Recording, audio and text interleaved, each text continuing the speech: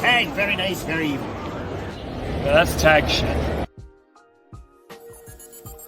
Free fall as I die through the kaleidoscope in my mind. No rope up to climb. Gotta remind myself that I'm fine. Mama, I don't really. What up, Tag Nation, and welcome to another episode of Hot Tag. The Commish Scooter Ray, Juggernaut 097, and we are here to talk about, it's in the background, y'all can see it, AEW Dynasty. Let me put it to where you can really see it clear. At AEW Dynasty. Now, before we get into the ins and outs of things, Jugs, what was your overall feelings and thoughts on the show? Okay, this show, to be honest, I was looking forward to the show going into. Okay, I was looking forward to it. Like, this card on paper looked really good. Okay, but coming out of it, it's like some matches did not need to be on this show, and we even said this for the last show. Like, there are some matches, there are some matches that could have been cut. Like, these seemed like Dynamite or Collision matches. And there was quite a bit on here. So if they would have cut those down, this would have made my experience a lot better. And also, some of these matches, they go way too long. It's like some of these matches don't need to go that long. I mean, if you put it in perspective, the main show started at 7 and didn't go off to almost 11:30. Yeah, which is wild. Like, it's so. I hate to compare it to WWE, but you see the formula that WWE is doing. No, to be honest, because how you just said, this is the second pay-per-view in a row where we felt reduced matches would have made the overall card feel better, because we're going to get into it. Because, well, before we get into it, there should be no reason the Owen Hart matches should have been on pay-per-view. Yeah, I agree. It should have been on Dynamite or in Collision. So if we would have took those 3 matches off this card, the rest of this card would have cooked, except for maybe 2 other matches. Except for 2 other matches on here. For 2 other matches, but And all these matches, they kind of seem the same. And it's they're not doing anything different in these matches. And I don't know. I mean, the in-ring quality, is good and stuff, but it's the stories aren't there right now. I don't know. I don't know what Tony Khan is doing. I want to love this company. I want to see this company do good. But right now, I just have no idea what direction they're going in. I did a little mini predictions and stuff. We didn't do any stuff, but I got all the matches correct on there because the show seems really predictable. I would say yes.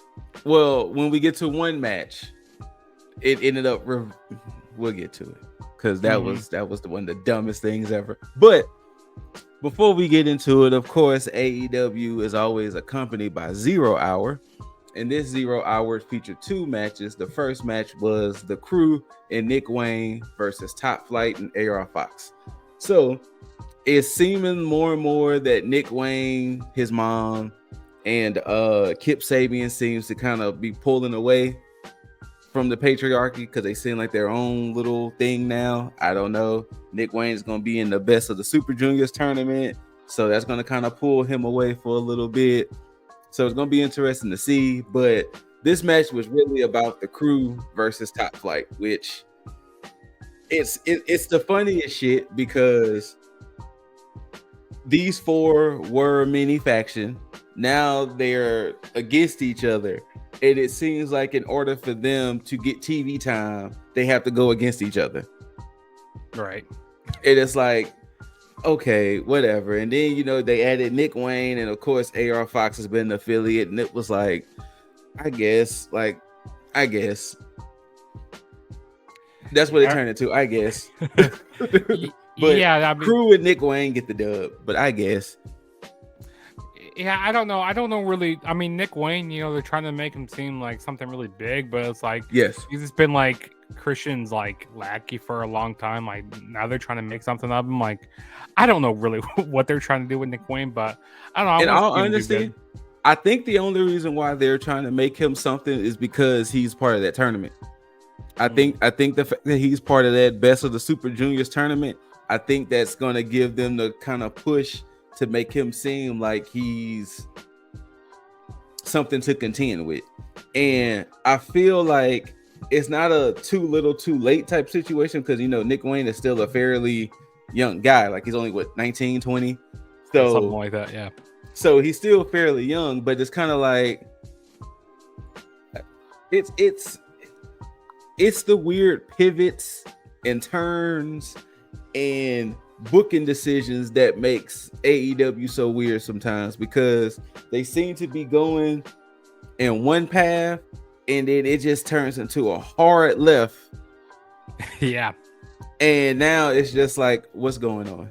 It's like, yeah, you do have a good point there, because, like, kind of sidebar here, like Tony Khan, like, he starts something with somebody and they're off TV for a few weeks, and then they don't, like, they switch things up, and then they revisit it like a few weeks from then. It's like, what?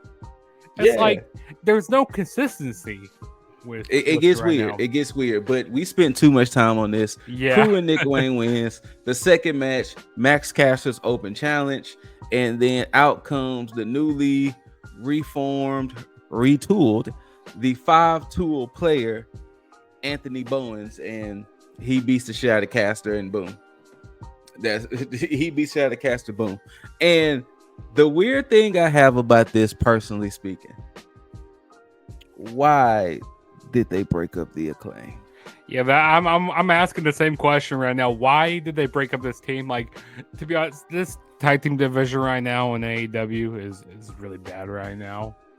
Is it like? I mean, who do we have? Oh, we're gonna get to that tag team title match pretty shortly. Trust. It's bad.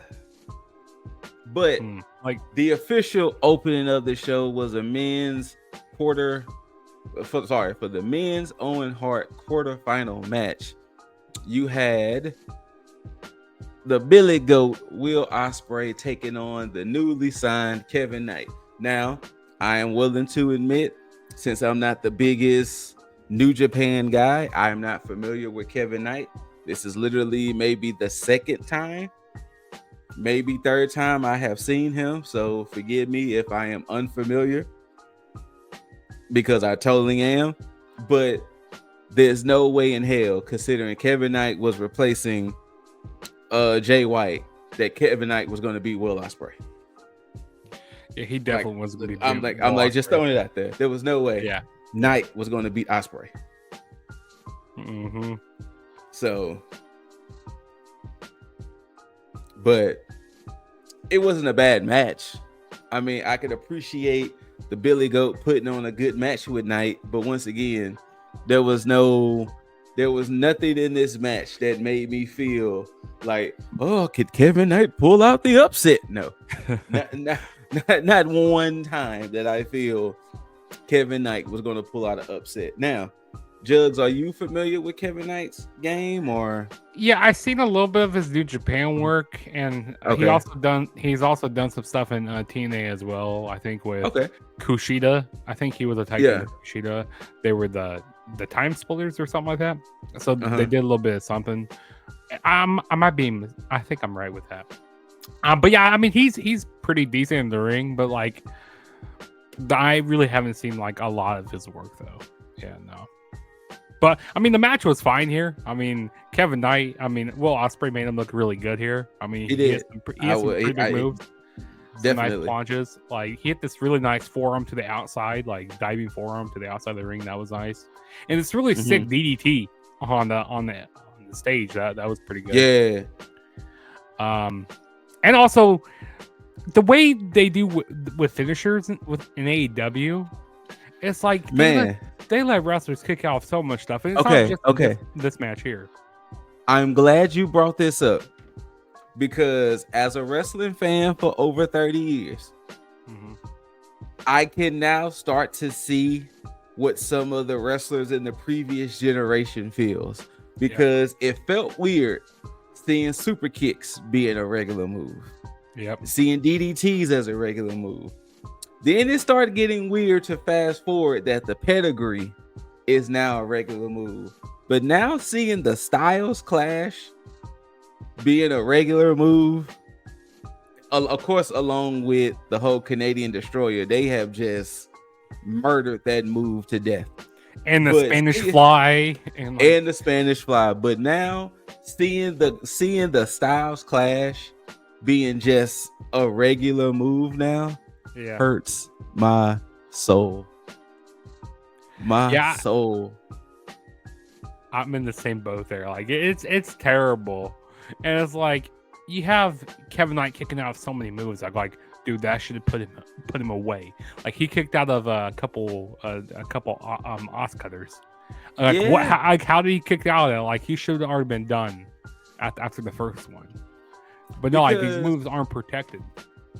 Because not only that, because we also have to look at the fact that this is Kevin Knight's third or fourth match in AEW, and you're taking Ospreay's best, and it's like, are you just that good, or is Ospreay that weak?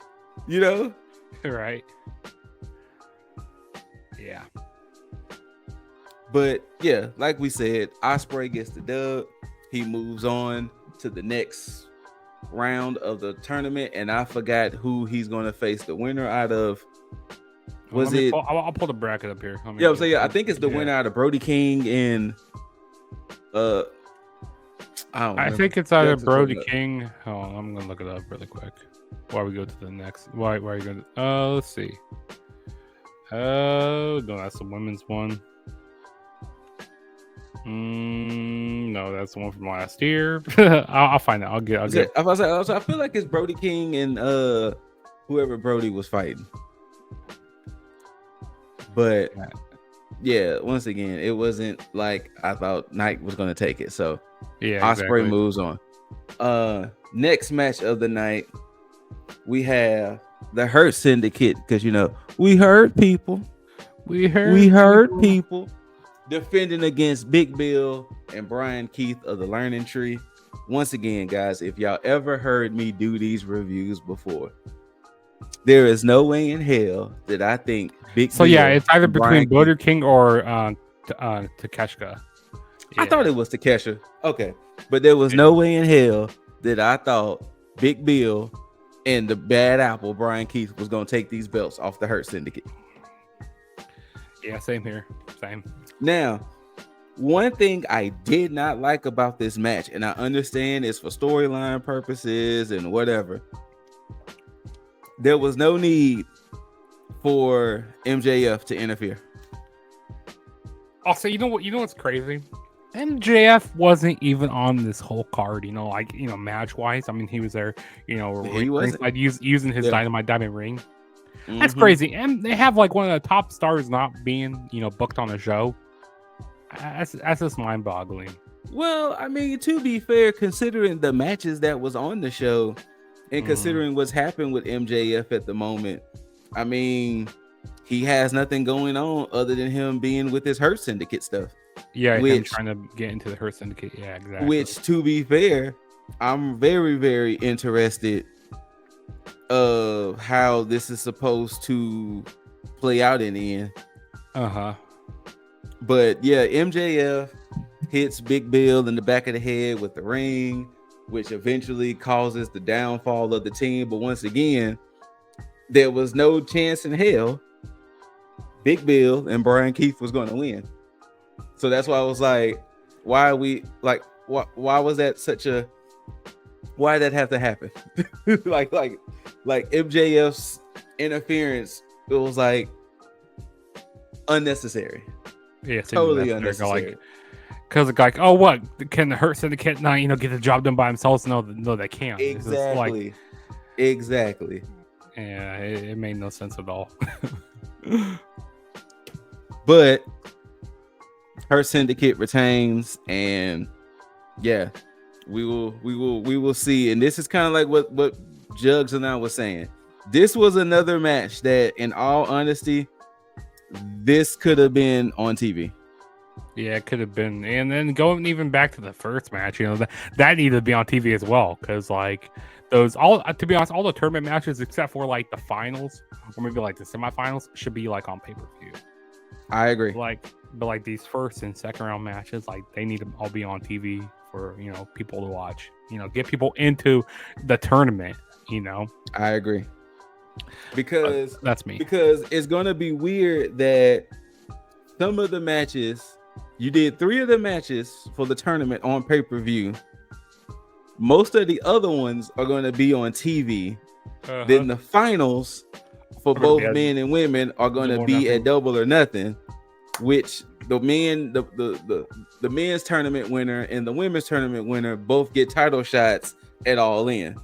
So it was like, why did y'all put some of these matches on pay-per-view? Yeah, exactly. They should have been strictly on TV, except for like Jug just said, the finals. But hey, whatever, we're here. And speaking of the first round of the women's, we get TBS champ and all around 4-time, just titles everywhere. Mercedes Moné taking on former TBS champ Julia Hart. Now, I actually enjoyed this match. It was a good match, but once again, this should have been on TV rather than pay-per-view. But I actually thoroughly enjoyed this match. It was a good back and forth match between these two ladies, and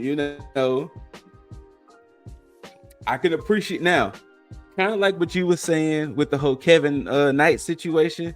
I didn't mind this with Julia, that Julia was taking some of Mercedes' best shots, because we can say Julia is a former champion herself. Yeah, so I like this with Julia. Yeah, so she has the means to take some of Mercedes' best shots and kind of still roll with it. Yeah, to be honest, I think this was one of the best things of the night, in my opinion. Like it actually was. It was kind of one of the matches where it was like, damn, this actually was this match actually was cooking. Like, I mean, Mercedes Moné, like she's kind of I've been kind of getting irritated with her a little bit. She's kind of seeming more like the Charlotte of the AEW women's division right now, where she's winning a lot of these matches, but like she's not really just like helping like elevate other women and stuff. She's just like all out for herself, and that's what Mercedes seems like here. But no, Julia Hart, she was really giving Mercedes her all here. Like she was fighting back a lot, because there were some points where I thought she was going to tap out to the statement maker. But no, she just kept on fighting it. There were times where she, the transitions, she changed to different moves. Like Julia could win this, and the fans were getting behind her. Like I say, it. I will say there was a time where I was kind of like, could Julia pull this off? But Mercedes ultimately gets the dub, because they've been building up Mercedes versus Athena, and we're going to get it in this tournament because they're both on the same side. To be honest, I think that I don't know. I feel like Athena should get the win over Mercedes. She 1000% should. And to be honest, I think that then in the finals, I think that Mercedes might cost her, and then they could set up a match to, because I feel like Jamie Hayter's gonna win this tournament. I feel like Jamie Hayter. Really? You think so? I feel like Jamie Hayter. It's either Jamie or Athena to win. I feel like Athena only because it's in Dallas or Arlington. That's the reason why I think Athena is gonna take it. But to be honest, I thought we were going to be getting Mercedes and Athena at all in Texas. Everybody thought so, but I guess. I mean, they could still do it like that. Maybe Mercedes cost her in the tournament, and that could be some way to set up the feud. I don't know. I'm just talking right now, but no, I mean, because you're not necessarily wrong, because we've been kind of fantasy booking and kind of trying to figure out where everything is going, so you're not necessarily wrong in that assessment, considering right now Mercedes technically has nobody to fight. Yeah, exactly. She's just kind of fighting whoever they kind of throw to her to kind of pat that record, safe to say. Mm-hmm. So if we're really being honest, Yep. sorry, but yeah, Mercedes move on. Hey, Jugs, if you can pull up that bracket again, who does she take on? The winner out of It's out of Athena and let me pull back up. I closed it out. I'll tell you right here. Where was that again? Harley, Cameron, or Athena? Okay, so it's gonna be Mercedes and Athena, y'all. It's gonna be Mercedes and Athena. To be honest, I think they should have been on the opposite sides of the bracket. They should have had. And they should have met. They should be meeting in the finals. But because who we have? We got Jamie Hayter and Billy Starks. Jamie's gonna win. She's gonna be Billy. Yep. And then we got Thunder Rosa and Chris Statlander. Stat's gonna win. Stat's gonna win. We can get Stat versus Hayter. And then Hayter. I see Hayter going on. Yeah, I see it being Hayter and Athena in the finals. Okay. I can see that same situation. All right. Our next match for the Trios Championships, you got the Death Riders, Pac, Yuta, and Claudio taking on Rated FTR, Dax, Cash, and Cope. And boy, this is one of the first times where the hometown boy was not loved and or appreciated. The Philly crowd let Wheeler Yuta know how they felt about him. Jesus. Yep. Oh, Lord. Jesus. Yeah, he was getting that Dom Mysterio heat. He was getting. He was. My God, that was crazy. They was not feeling Wheeler. But Wheeler, usually I'm not a big fan of him, but to be honest, he was looking really good last night. Like getting all the heat on him and like actually pinning Dax there at the end. Like, yeah, Wheeler was looking pretty good. Yeah. Okay. I mean, he was. The thing was, right? So this is that weird thing once again that sometimes in wrestling it happens, and it happened here. Yeah. Here it is. We had Cope going for the World Championship. He couldn't get the title off of Mox, so he was like, "Well, hey, let me and my buddies come get the other titles off the Death Riders." And it's like, I can't stand when wrestling do stuff like that. It's like, well, since I couldn't get the big one, let me go try to get the other one. Let me just take a step down. Yeah, let me go take a step down. I'm not that good like I used to be. Like, yeah. And now, for those that knew, going into this match, it kind of seemed like Rated FTR kind of had a little bit of tension and animosity. Yeah. Dax was kind of being a little not like himself. So, the big worry was, hey, is the group going to get along? Is the group going to, do what they need to do to dethrone the Death Riders? And for most of this match, yes, they did. Mm-hmm. But then eventually the Death Riders gets the dub. Eventually the Death Riders gets the dub. Now, after the match, they held they helped up Dax, and then Dax proceeded to just power drive Cope, and it was like, oh shit. And then he was getting the chairs for the concerto, and then Cash was like, Dax, what are you doing? We didn't hit the shatter machine. And then Cash promptly jumps in, and they both proceed to beat the shit out of Cope, including 2 concertos. And I'm just sitting here like, and including an air pile driver on the steel chair, including a pile driver on the steel chair, the assistant on that pile driver on his bad neck. Like, dude, that his neck. Oh man, yeah. Like, and my thing is that where are we going with these storylines? Yeah, for real. I don't know where they're going with this. Like, why did they turn on Adam Copeland? What, just because they couldn't, take these titles, and just because he couldn't take the title off of Moxley? I don't know really what this whole situation was. And watch it all in. Actually, no, probably a double or nothing. We probably gonna get Cope and Cage versus FTR. And it wouldn't be surprising if Cope and Cage get the tag team titles off of the Hurt Syndicate. Yeah, that makes that no. I don't want to see that. Please, dear God, no. Look! It's already happening. Because you gotta think, Cage has been off TV since his cash in was unsuccessful. Yeah. Cope is going to be off TV for a little bit. So when he returns, he's going to return with Christian.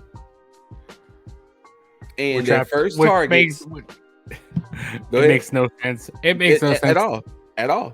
Because Christian Cage, he's a heel right now. Mm-hmm. They're going to have him team up with Adam Copeland and like forget all of the past that just happened here recently with him. Like, no, not at all. That's what's going to happen. Yeah, I mean, remember, this is the company where just last year, Jamie Hayter went from being a heel to Willow, and then the next week she was a face. Yeah, I mean, I wouldn't put it past Tony Khan to do this. Yeah, I mean, you're speaking this to existence right now. So yeah, we're going to see Cope and Cage reunite on for Double or Nothing. They're going to take out Rated FTR, and then boom, they're going to be like, hey, Hurt Syndicate, y'all in. We doing this for them tag team titles. And watch, in Texas, in the Ranger Stadium, Cope and Cage are going to be tag champs. Yeah, I sadly see that coming true. Yeah. But once again, Death Riders gets the dub, and Death Riders are like, well, we're out of here. And we move on to the next match. For the AEW Women's Championship, you got Timeless Toni Storm versus the Megasis, Megan Bayne. So I will say this personally, I haven't been the biggest Megan Bayne fan, but this match kind of turned it around for me. Personally speaking, this match kind of turned it around for me. I got a question for her. Why is Penelope Ford with Megan Bayne? So, yes. They just randomly paired them up together. I was asking that last night. Like, why are they together right now? They just literally, it was one instance where I think remember when Megan Bayne was kind of beefing with Thunder Rosa? Yeah. Thunder Rosa that next week took on Penelope Ford. I think Thunder Rosa won. Megan Bayne came out. They kind of beat up on Thunder Rosa together, and ever since then they just became a duo. Literally, that's how it went. I don't know if there was some backstage stuff to explain it even more, but literally that's kind of how it appeared on TV, that they just beat up Thunder Rosa together, and yes, they became a team or acquaintances or whatever. Gotcha. Okay. Yeah, I mean, no logic here. Tony Khan doesn't like really explain. it was literally that. But once again, I saw no title switch in this. Yeah, same here. I didn't see the Megasis defeating Toni Storm. Now, the question that's going to happen is, where does that put Megan Bayne after this? On Collision. That puts her on Collision. It's going to put her to the mid card. Going to put her in the... it's not even going to put her in the TBS title picture. It's just going to Nope. She's probably just going to be off TV for a little bit now. Watch. Probably. Actually, I really don't know. Like, I am so confused of how... And see, this is what I'm talking about AEW and their booking. Because here it is.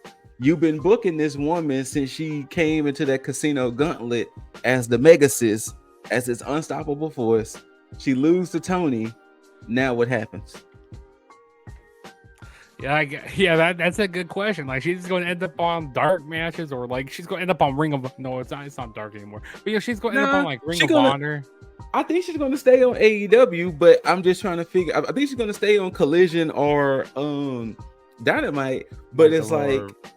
But it's like, what's going to happen? Yeah, Megan Bayne, she was looking really good in this match. Yeah, she was looking really dominant. This match made me this match made me a believer. Like it made me kind of pay attention to her because at first I was like, my suplex. You know, she was. You know, she looks like a female version of like Brock Lesnar. Like that. That's what she was looking like. And like Toni Storm, you know, she barely escapes with her title. You know, doing the. I mean, you gotta think the small package. You gotta remember, the most dangerous move in wrestling is a small package or a roll up. This is true. You gotta love the fruit roll finishes. Those fruit roll finishes are devastating. Exactly. You gotta love it because those are the most devastating finishers in wrestling history. And I guess it still keeps Megan Bayne strong because you know she didn't get it was and that's why and of course that's why because I mean she couldn't just take one Storm Zero and lose, so she would have had to take at least like 3 of them. And then you would have definitely killed all of her mystique if she would have took 3 Storm Zeros in a row. So I don't know. Maybe they run it back at Double or Nothing. I don't know. You know, have her lose again. It's like because Toni Storm, she ain't losing this title probably till maybe All in Texas. Yeah, I think for sure whoever wins that match at Double or Nothing, they may be the new champ. Yeah, whether that's Athena or whether that's Mercedes, I think they're gonna be the champ.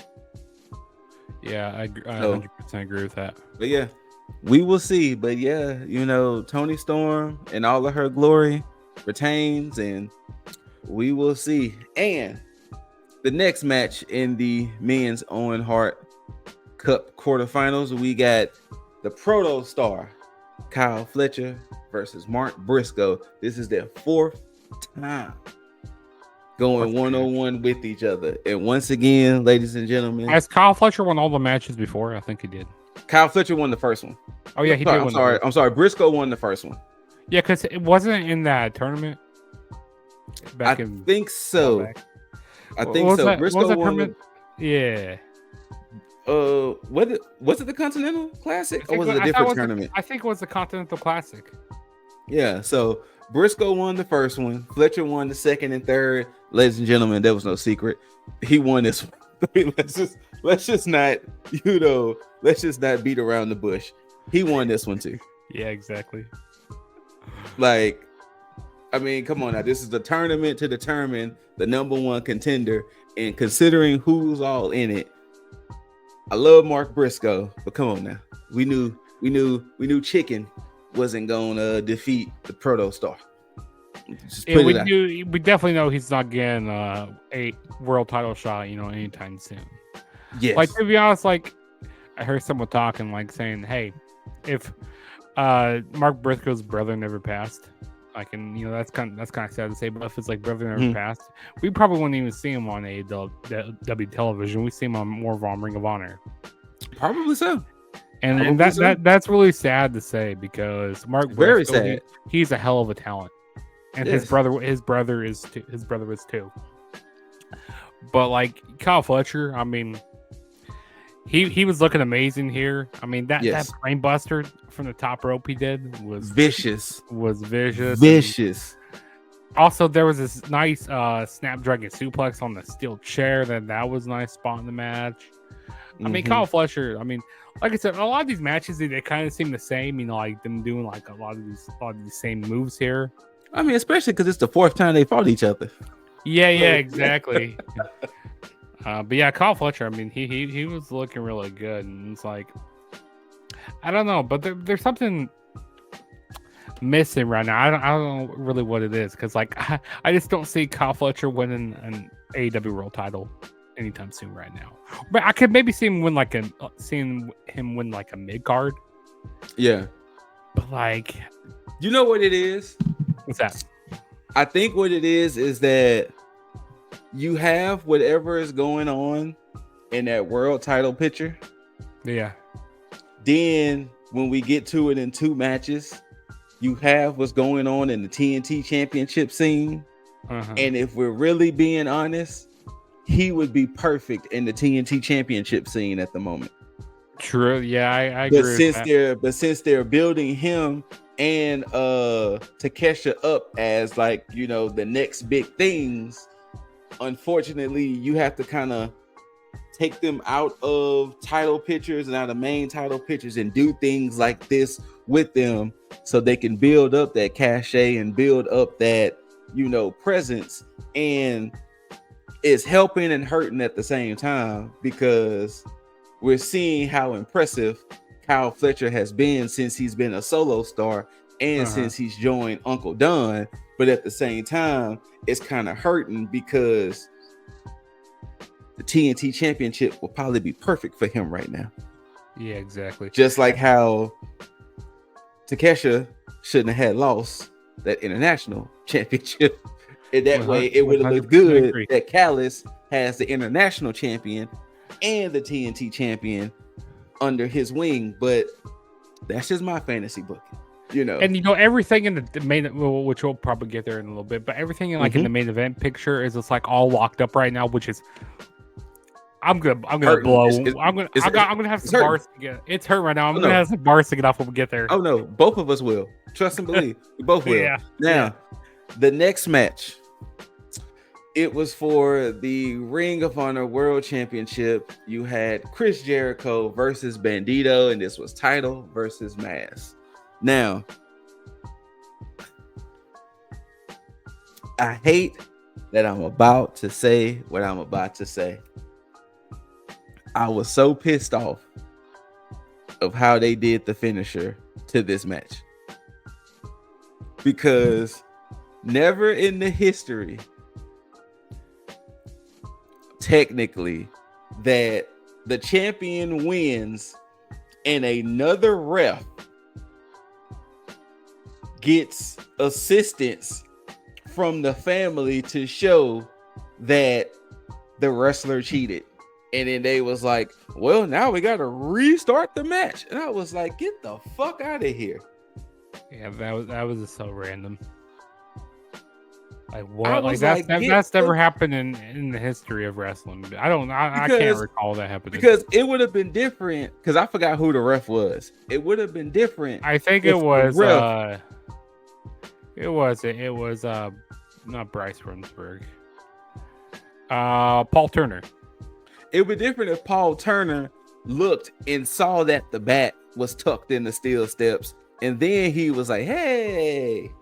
But no, Aubrey, who was out there because Gravity started fighting Brian Keith, and then after everything went down, Bandito's sister and mother got Aubrey's attention to show her that, hey, the bat Jericho just used is tucked right there.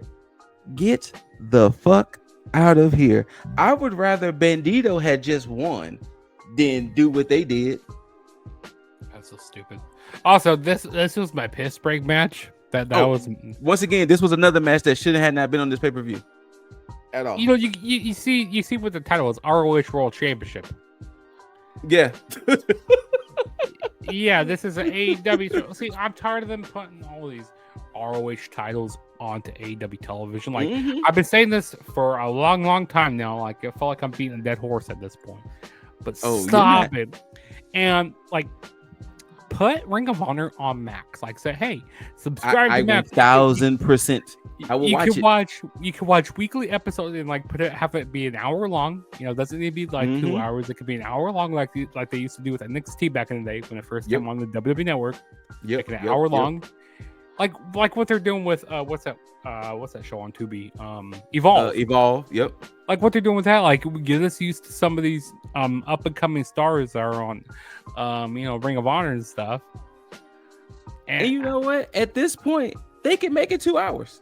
Because with you having 2 hours, I mean, because with you having now with Bandito now being champ, you have Athena as the women's champ. You have I think Red Velvet is still the women's TV champ. I think Dustin Rhodes and Sammy Guevara, are they still tag champs? I think they still are tag champs. I don't want to play Ring of Honor. And it's like you put it behind a paywall, which is cool. but let that paywall been max. Yeah. Okay, subscribe to Max, and you get to watch everything on here. You get to watch the.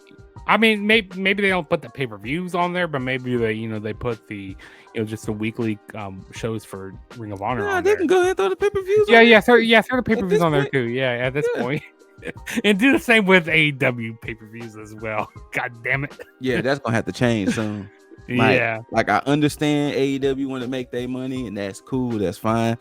Y'all gonna have to start either discounting them pay-per-views for people who have Max or something, because $50 a pop is still a lot. That's still a lot, and I like the way we did it, though, because that definitely that's how we gonna be doing it for the foreseeable future. If you being and no, we didn't do anything illegal, so shut up. No, it wasn't illegal. But due to the match restarting, Bandito is now your new ROH World Champion. I think this is his third time being champ or fourth time being champ. But yeah.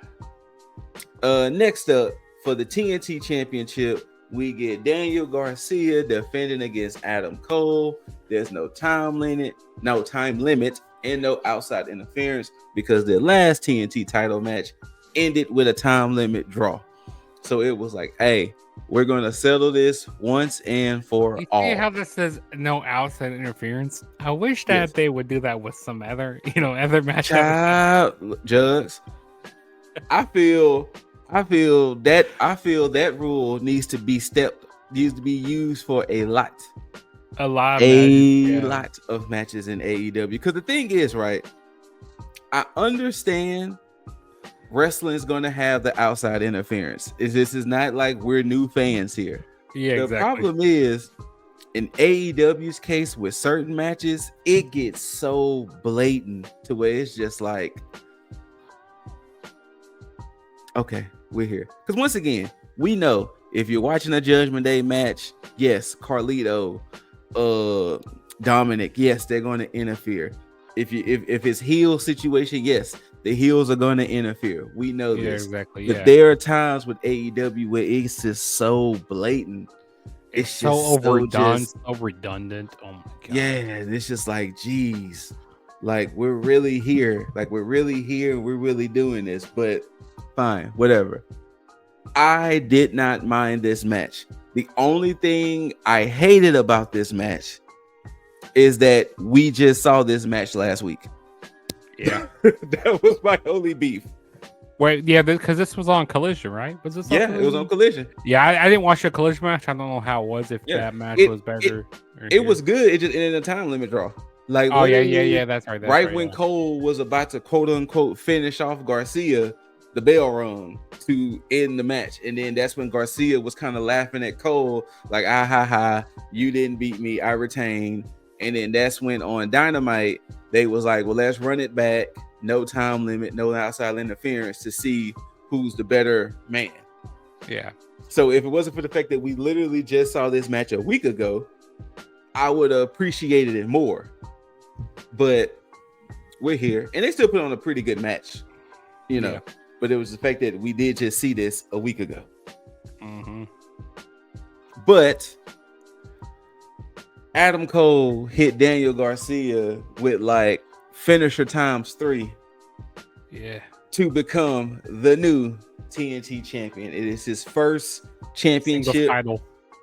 Well, technically first, because remember the tag titles was Ring of Honor. That's true. Yeah. So technically this is his first championship period in AEW. So I wonder if he's going to customize the TNT championship, or he's going to leave it, the way it is. Also, Adam Cole, it looks like he's starting to get a little bit more muscle back on him, because like there's for a while, like he was looking like really skinny and stuff, but he looks like he's starting to get like a lot more bulky and stuff. And I'm happy, I'm so happy that they put a title around his waist, because for a while he's just looking like an afterthought, like, because there was a time where he was, I mean, yes, he had his injury and all that kind of set him on the sideline for a little while. But it's like, man, they need to do something better with this title. Hopefully, they can add some, story with this belt. and make this title mean something. Because I'm hoping, you know, Cole restores the feeling a little bit. But the problem is that the title can be one thing, but they need good dance partners. Yeah, exactly. Yeah. Because I mean, that was the thing that plagued Garcia. Mm-hmm. Garcia did all of that beefing with Perry. He won it from Perry, and then he didn't have no good dance partners. And like, I think this is his first title defense on a pay-per-view. I think so. Yeah. And apparently, I think the reason why they put the towel around his waist because you know they don't want him to go to WWE. Like they want to keep him like over in AEW in his contract and like AEW. TK apparently he's being petty right now. I mean, if that's what it is, yeah, that's what it is. But I mean, it's just I don't know. It's just once again the title picture, and once again. This is not me saying one company is doing things over better than the other. This is strictly what I have been seeing in AEW.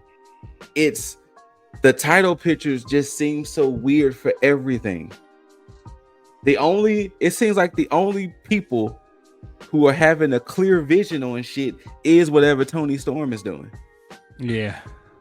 But it seems like everybody else, their opponents damn near just seem so random and just like, well, hey, now you're beefing with this person now. And it's like, wait, what? Huh?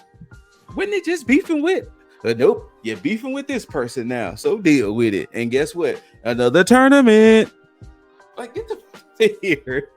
Get out of here. Like tournaments, tournaments can be cool, you know, are good in a way, but like, damn, they got so many tournaments. Like, you think actually New Japan has more tournaments, but like, dude, like you can't rely on a tournament, you know, to build stories. I mean the way you agree. But like, I agree. Actually put that, because that just seems lazy at this point. Tony Khan is just seeming lazy right now, and he's like, oh, just because like you have these great matches on here, you know, makes you want to buy these freaking shows. Like, I want to see this company do good. Like, I want to see them succeed. But it's like, just throwing these like great matches on here doesn't make me want to, you know, just like watch a show. Like, actually put some effort into like telling a story over 3 to 4 weeks. Yes. And to be honest, they did not need to have Dynasty this year. They did not need to have that show this year. No, I'm telling you. And once again, this is not me caping one side or the other, because I mentioned this when we talked about Revolution. What AEW honestly should do, if they're going to continue with damn near monthly pay-per-views, these smaller pay-per-views need to have 5 to 6 matches. Yeah.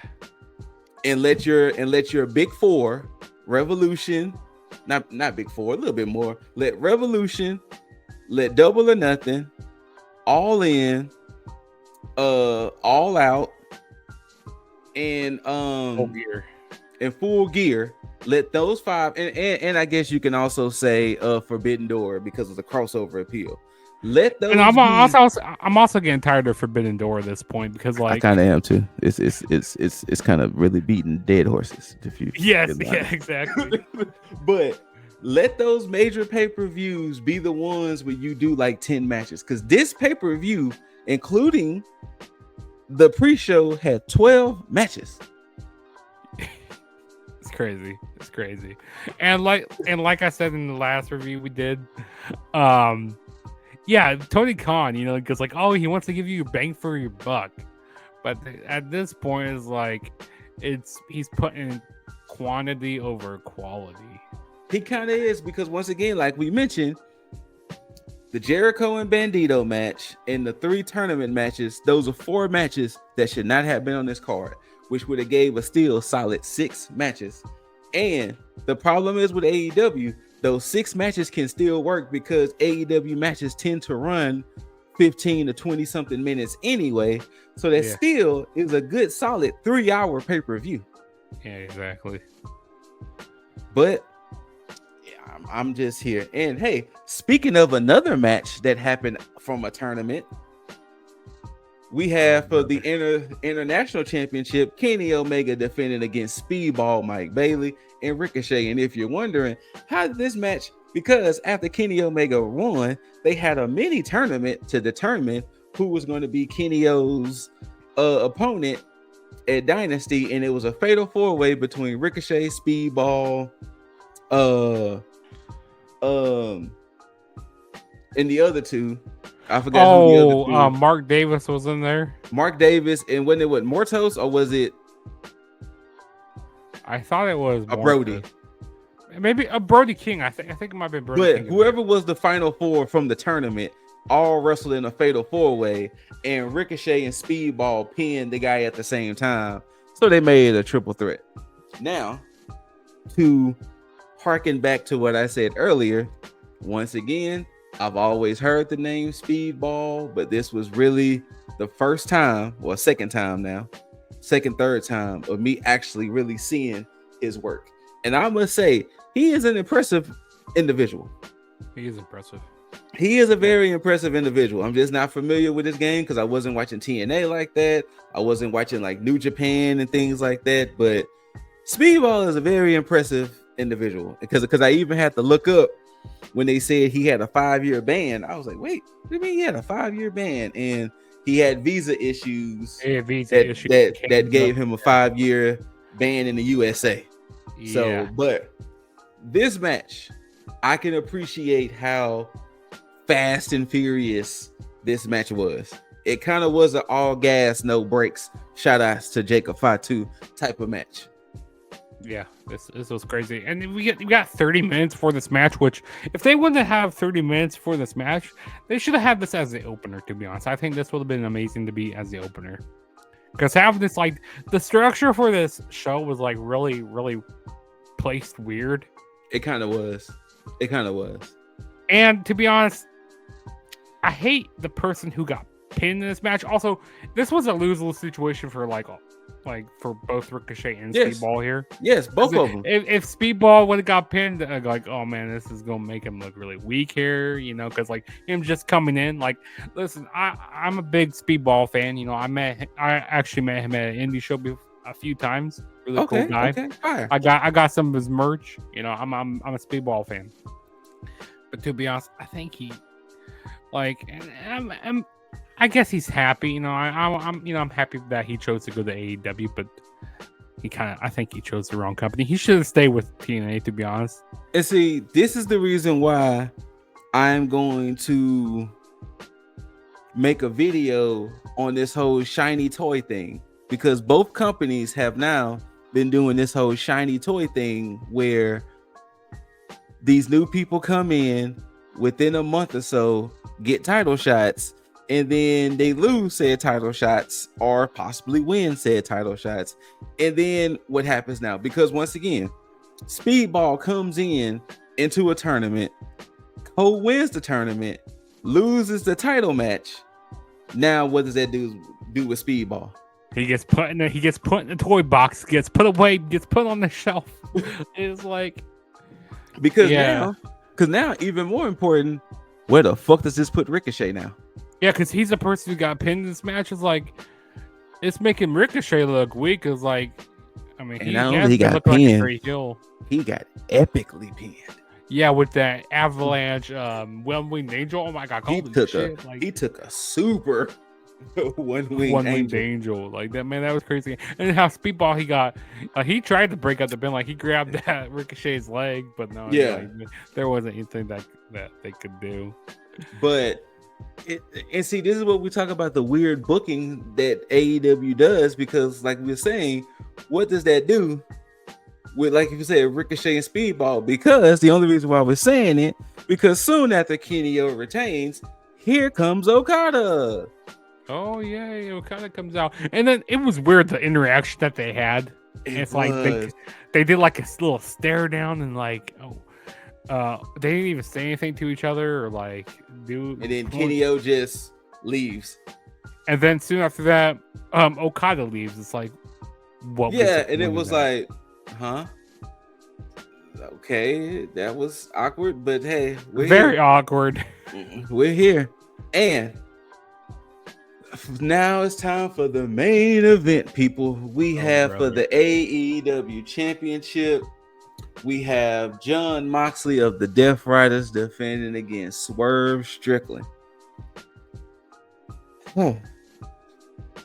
Okay. I will say this, and I truly mean this from the bottom of my heart. AEW has done a great job with Swerve. They have done a great job with letting you know that Swerve is a legit wrestler. He's a legit in-ring competitor. He's a legit threat because, you know, this was the pay-per-view. He won the championship from Samoa Joe last year. And, you know, he seems to be the more threatening one against Moxley. You know, Cope was fine, but Strickland being the quote-unquote most dangerous man in AEW. Now, this was the one glaring issue I had with this match. Why have this as a regular championship match?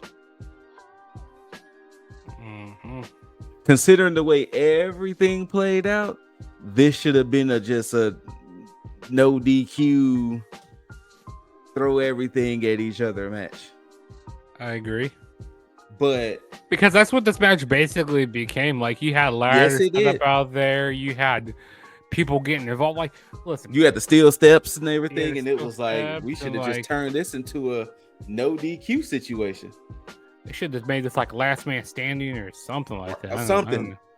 I don't know. Like an I quit match, or I don't know, something like that. Like I said, it should have just been like a death match, or, you know, I don't know. But to have it as a regular match, and then to see how everything devolved into chaos because you had Marina who was interfering here and there, and then eventually Marina got taken out by Moxley. Then you had Hangman coming out at one point and him trying to decide on who was he going to hit between Moxley, Swerve, and then you had the rest of the Death Riders coming out, and then you had the Ops coming out there. Now, clock it. When we did the Revolution review, I said Swerve should align himself with the Ops. I said that. And it just so happens the Ops caught the Death Riders lacking. I'm just saying. You're not wrong. I do remember you saying that. But the Ops came out there for the save against the Trios champs, and then, you know, Hangman hits the dead eye. Claudio clocks Hangman, and then all of that happened, and then it just led to Mox and Strickland going back at it, and then the most groan-inducing moment happened of the night. When I thought that other stuff could have pissed me off, this took the cake. The lights went out, and it was like, oh shit, what's going to happen? The lights cut back on. Swerve is on his knees, and the Young Bucks each have an arm, and they proceed to hit the BTE trigger or the EVP trigger, whatever the fuck they want to call it. They hit that move, which then cost Swerve the match. And I thought to myself, what the fuck is happening here? What the actual fuck is happening? Because we, like, how many months ago was it? Like 6 months ago or something like that? It's been like 6 months. They were running, the Young Bucks were running away from the Death Riders. Like, they got like, oh, we gotta go away for a little bit. Like, we can't fight this. This is bigger than us. Like, what? Now, contrary to the internet, I'm not mad that Swerve lost. Because if y'all harken back to Revolution, I've been saying Darby was going to be the one to take that belt off of Mox. I'm mad at what the fuck is happening with this storyline. Are the Young Bucks going to align themselves with the Death Riders? Are they just pissed off at Swerve? Like, I'm trying to figure out what's happening, and as of now, of course, they're going to try to make sense of it come Wednesday. But as of now, looking into it, why was the Young Bucks the one to stop Swerve from winning the championship? Yeah, like does Moxley have something over like the Young Bucks or something? Like I don't know. Also, I hate how Jon Moxley he can't win the match cleanly. I mean, shit. No, he cannot. 2 pay-per-views in a row where the fuckery goes down at the end, where so many people are getting involved, and it's like, oh my god, like this is just terrible at this point. And like, shit, damn near 3, because even when he fought Cope again on, I mean, granted, it was a no rules, whatever, but still. And also, I don't care that the title is like in the briefcase at this point. Like we haven't really seen care. the title. I don't really care about this, but it's like I understand that they want Darby. Like, to be honest, they need to pivot from that. They need to pivot, like, because Darby, he's climbing Mount Everest. Mm-hmm. To be honest, if I was Tony Khan, I'd say, no, Darby, you're not doing Mount Everest right now. You could do Mount Everest, like, whenever. Like, you can do it when you lose. Like, say, if they want to give Darby the title, they go, like, hey, we're going to do this right now. Right now, that's what we're going to do it. Or pivot some other way, because that's what WWE would do. And, like, I know remember, my original fantasy booking I said was Darby was going to win it. Yeah. At All In. Yeah. And Christian was going to cash in. But no, that all changed. So I still think, depending on when that Hangman match is, I still think that the wild card is still going to be Darby Allin. I hope you're right. I think you are correct, because man, I'm this. Please take a Valus misery, because like I was saying, like I did some reactions last time. I was saying, Swerve, please, dear God, save us from this. Jon Moxley. I knew Swerve wasn't gonna win. I just didn't know this is how he was gonna lose. Also, I liked how they had Swerve looking. They had him looking like Static, that superhero. Yeah. Like I didn't know really who that was. Like, but that. I knew the moment he came out, he was Static Shock. I knew the very moment he came out, he was Static Shock. But it was just, I don't know. Was there like a cartoon for that or anything? Yes. Yeah, it was like in the mid 2000s. Mid 2000s. Was it part? Is it part of DC? Kind of getting like. Yeah. Static Shock is a DC superhero. Yeah, I mean it wouldn't be Marvel because he hasn't been in none of the DCEU stuff, but in animated he existed. In the animated world that DC created, he existed, but he hasn't been in anything featured lately. Yeah, but I like that attire that he was wearing. Yeah. Like, dude, this is awesome. It was fire. He's trying to be a superhero to save us from this big bad villain, Jon Moxley. Like, I like the way that they were kind of doing this, but man, like it would have shocked me if Swerve would have won, because like I said, I knew Moxley was going to retain. I would have been doing backflips. I'm going, yes, this reign of terror is over. I feel you, and this would have been amazing. Like it's like, hey, a year ago that Swerve was winning the title, and then have it happen again. Yeah. Oh my god! That would but see, amazing. This is like the weird thing I'm thinking about here, right? So let's just say Moxley does keep the belt until July. Yeah. And he finally loses it in All In. And I'm pretty sure he's gonna go on some break, and that's fine. I thought he was supposed to already go on a break or something. I mean, he had to quote unquote save the company. So now it kind of turns into where does that put Moxley when he comes back? Like, he's going to be in a very unique position, because I don't want him to keep being in the title picture. Yeah, he's already 4-time champ. Yeah. To be honest, I don't even know. I think he should just be. I think he doesn't even need to be in AEW anymore. Like I want to see him go back to WWE and do something. To be honest with you, you know, he's actually one of the few that I'm fine that if he wants to stay in AEW, that's fine. I mean, he really has carved out his niche. He's carved out his style. So I'm fine if he does. And Tony Khan is really going like, hey, you know he's there. Like, that's his guy over here. Oh, Jon Moxley is his guy. I'm just trying to figure out where's this storyline going.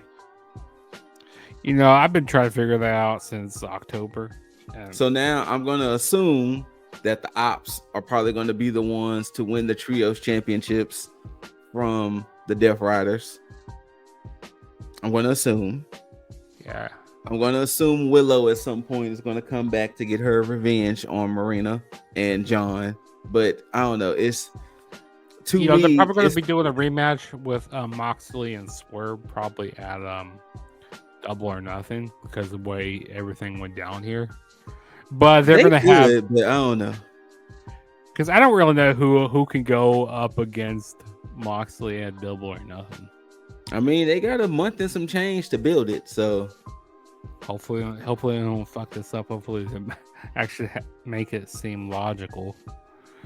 But man, this was like I understand all the interferences that were going on earlier, but like having the Young Bucks, that just takes the kick out. Like fuck, God, fucking fuckery. Like I'm tired. Like I said, because then to hear how they, because I already see it. I already see come Wednesday, I'm gonna be pissed off at their reason for causing Swerve the match. I'm gonna be pissed. I'm gonna be like, really? That's the really. Yeah, you sound Matthew like and Nicholas Miz right now. Yeah. I'm gonna be like, really, Matthew and Nicholas? That's the reason. And it's like, you know what? Whatever. It's gonna just turn into a big just whatever. Just what the fuck ever.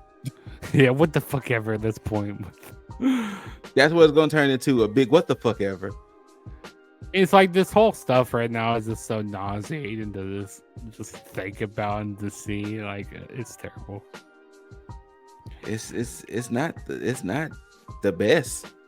I mean, and the thing is kind of like what you said earlier. I don't want these people to fail. I want these people to succeed.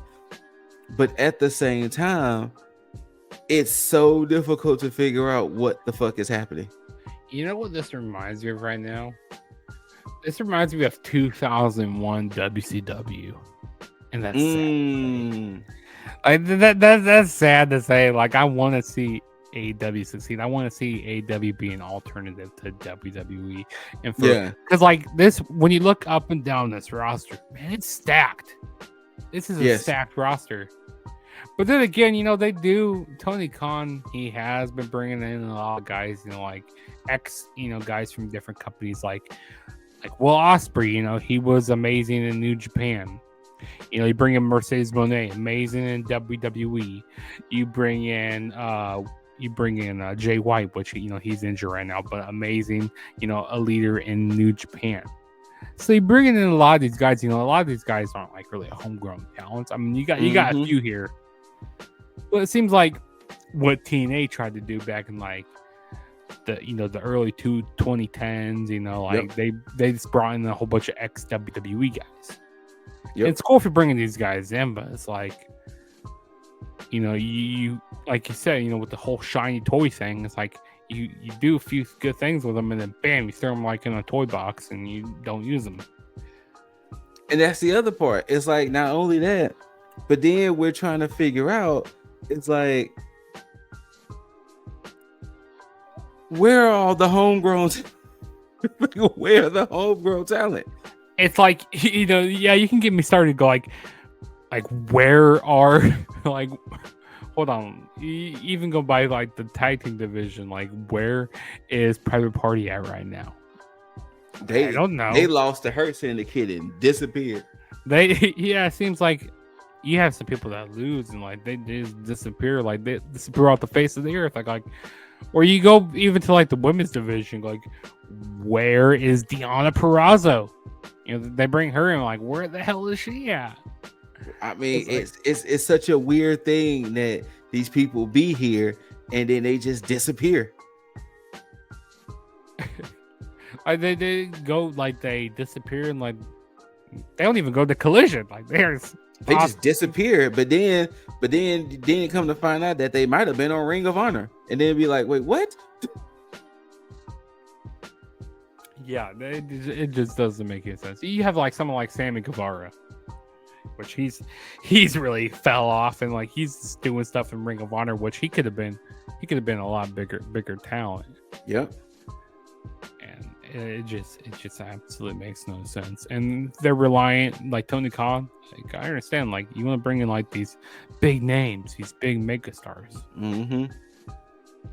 But you gotta start still do stuff with your people. Yeah, this shit don't make any sense. This don't make any sense at all. Like, I want to start. Like, I kind of see where Jim Cornette comes from now. I see where he comes from with all of his rants he does with AEW. By God, because it is weird. Because like I said, it's not a we're nitpicking just to nitpick. Is that when you're literally looking at it and not even trying to compare it to other companies, is that truly when you're looking at it and you're just like, I don't get where these storylines going, because they start one way, then they swerve to another way, no pun intended. Then it swerves another way again, and then you're sitting there like, wait, what is going on? Yeah, it's a whole like start stop situation. What they do here with AEW, like these past really, like, say 6 months, is a start stop situation. Very start and stop. It's like they start one thing and then they stop it. It's like, Tony Khan, you need some writers for you. Like, you need some match producers for you to go, like, okay, this is really how long some of these matches can go, or like okay, here's what we could do, like how long this feud should be laid out. But no, like, Tony Khan, you be doing too much of that powdery stuff back in the back, and like you don't have any sense of direction where you want to go right now with anything. Or it just seems like you know what only time you know what tends to happen at times? What's that? It seems like they have an idea, and then it seems like somebody will say something, and he'll be like, you know what? We'll go with that. Like, wait. Wouldn't you already? You know what? We'll go with that. Yeah, see, Vince, he had his flaws, but we could tell, the way, he wanted to book things. Yes, you could really tell. But Tony Khan, you go like, you know what? Like you just said there, that's a great idea. No, that's a great idea. Wait, but weren't you didn't you just like 5 minutes ago you thought that was a great idea?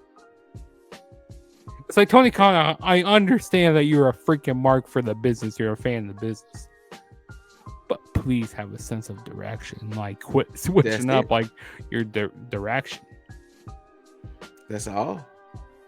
Just have a sense of direction. But hey, that was AEW Dynasty. That's pretty much Dynasty. Jugs and I gave you the full rundown of the PPV and our thoughts and our, feelings. Shout outs to Lip Dizzle. He will be defending that Tag Predictions Championship against the Forbidden Door Juggernaut at Tag Mania. And Tag Mania includes NXT Stand and Deliver in both nights of WrestleMania. So that's some serious booking. Listen, even though I haven't been, involved with like any of like these picks lately, I've been in the background. I've been in the background. And I've been like making my own little picks. Like, okay, yeah, I kind of see which way they're going. I know. I've been in the background. Just don't think I haven't been here. I've been seeing the way you've been picking Dizzle, and okay.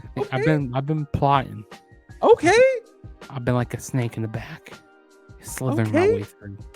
I'm taking that title. I am definitely taking it. I'm not screwing up again. This is my moment. Now, don't forget, he got that briefcase. He does have that briefcase. He got that briefcase that can cause havoc. So you got to be on your P's and Q's.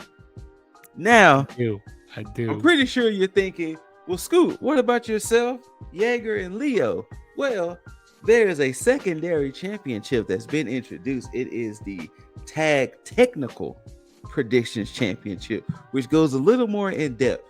And that'll be a triple threat match between the three of us to determine the first ever Technical Predictions Champion. That'll go down at Tag Mania as well. So, hey, myself, Leo, and Jaeger, we're not completely shut out. But yes, the money match, the Forbidden Door, and Lip Dizzle. And Dizzle was talking that hot grease in the chat. He's saying he's walking in and he's walking out. Champ. He talks that big game, but listen, I've been seeing the way he's been going. It's like, he's just, no. I'm just gonna let my actions speak for myself. Okay. That's what I'm gonna do at Mania. Okay. Well, whether y'all loved it or hate it, don't forget to rate it thumbs up, thumbs down, like, share, comment, subscribe. And after you subscribe, you got to tag that notification bell so you can be notified for all the videos and things we post. This video will be most likely on Juggernaut's channel, so make sure you follow Juggernaut's YouTube. Shout outs to Kicking It with Leo. Make sure you follow his YouTube and Instagram. Shout outs once again to the champ, Lip Dizzle, and the Heartthrob, Jaeger Bombastic. And hey, AEW Dynasty Tag. We're gonna warm up this beautiful Too Sweet. You can see Jugs, but you can't see me. But we're gonna warm up this Too Sweet and hit y'all with that bada bada bada bada bada bada bada bada boom. And ladies and gentlemen out there, whether you're in the Tag Nation or whether you're not in the Tag Nation, make sure you love yourself, love one another, take care of yourself, and take care of one another. And until next time, don't forget to tag out. Peace.